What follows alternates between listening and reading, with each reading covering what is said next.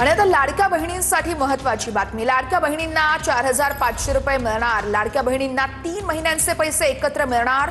November, December, जानेवारीचा हप्ता हा एकत्र दिला जाणार आहे। लाडकी बहीण योजना आम्ही आणली असं काल देखील बोललो गेलं असं यावेळेस मुश्रीफांनी म्हटलंय। आधी तिजोरीची किल्ली आमच्याकडे होती, अजितदादानंतर ते खातं आता मुख्यमंत्र्यांकडे गेलंय असं हसन मुश्रीफांनी म्हटलंय। अधिवेशन झाल्यानंतर ते खातं पुन्हा आमच्याकडे येणार आणि तुम्हाला आम्ही 2100 रुपये दिल्याशिवाय राहणार नाही असं वक्तव्यही मुश्रीफांनी केलंय।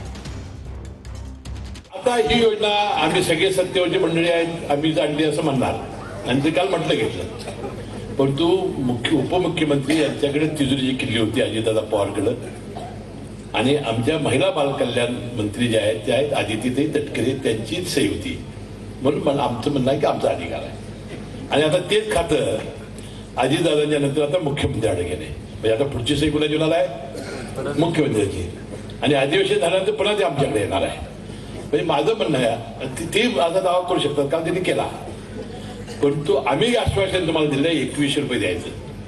तुम्ही कटाकट बांधणार पाहिजे कमळ आणि घड्याळ, तुम्हाला 2100 रुपये दिल्याशिवाय आम्ही राहणार नाही।